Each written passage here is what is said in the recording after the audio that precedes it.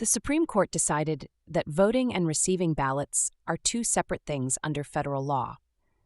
States, not the federal government, get to decide how much time they allow for ballots to arrive after Election Day. In a 5-4 ruling, the court said states can count mail-in ballots that arrive days after Election Day as long as they were mailed by Election Day itself. This decision overturned a lower court and sided with Mississippi in a case that pitted voting access against election security concerns. The ruling immediately affects roughly 30 states that already allow late-arriving ballots and could influence how elections are run across the country for years to come.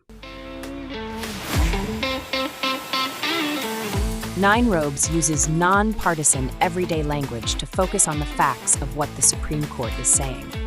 Here, you'll find clear, concise summaries of every Supreme Court opinion, stripped of legalese and clickbait headlines. Each post breaks down the facts, explains the court's reasoning, and highlights the crucial details that often go unnoticed.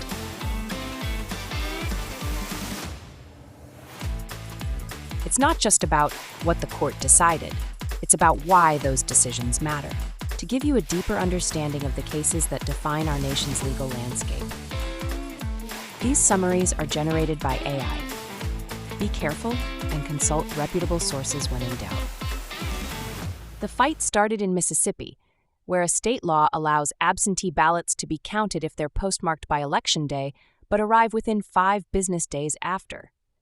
The Republican National Committee and allied groups sued to block the law.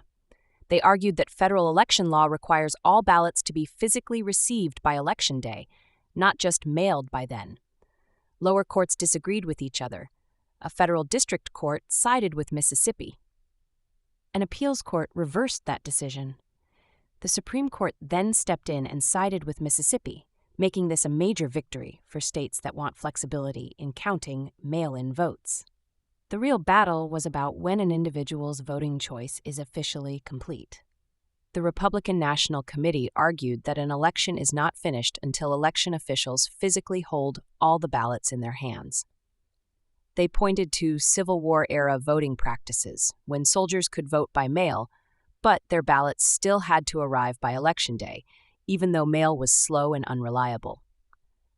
They also warned that counting ballots days after Election Day creates opportunities for fraud and makes people distrust the results.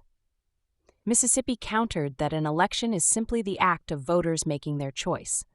Once a voter mails their ballot by Election Day, the choice is made. What happens next is just delivery logistics.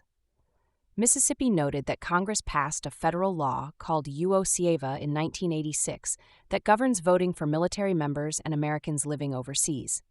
That law repeatedly lets states set their own rules about when ballots must arrive. If federal law already required all ballots to be received by Election Day, Mississippi argued, Congress would never have written UO-CIEVA that way. Justice Barrett, writing for the majority, sided with Mississippi. She looked at how dictionaries have defined election for the past 200 years and found it consistently meant the act of choosing, not the physical delivery of ballots. She also emphasized that Congress, in a 2022 law, defined Election Day in terms of when voting happens, not when ballots must be received. The majority found UO-CIEVA especially convincing. If federal law already set a nationwide deadline for ballot receipt, there would be no reason for Congress to let UO-CIEVA defer to individual state rules. The court said concerns about fraud and public confidence are questions for Congress and state legislatures to answer, not courts. Justice Alito disagreed sharply. He argued that a voter's choice is not truly complete until election officials actually receive the ballot. He pointed to historical dictionaries and Civil War voting practices to show that receiving ballots was always part of the election process. He warned that the majority's ruling could allow states to accept ballots with no meaningful deadline at all, which he said threatens election integrity. Justice Kavanaugh joined most of the dissent, but notably refused to sign on to the 2 sections about Civil War history and the analysis of UO-CIEVA. This suggests he was uncertain about those particular arguments, even though he disagreed with the majority's overall conclusion. Under this ruling, federal law no longer requires ballots to arrive by Election Day.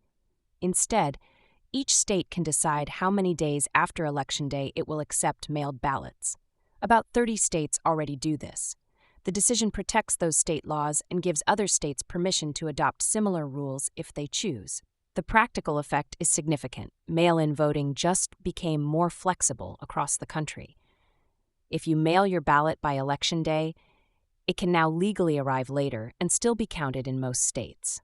However, the court left open the possibility of voters' ability to retrieve their mailed ballots from the post office after Election Day and change their vote. That issue will likely lead to more court cases down the road. Find us online at 9robes.ai. That's the number, 9robes.ai. Like and share this podcast with friends that like to be informed. 9 Robes provides AI summaries of U.S. Supreme Court cases. AI makes mistakes. People make mistakes too. We genuinely do our best to provide you with the most accurate summaries, but our best sometimes includes errors.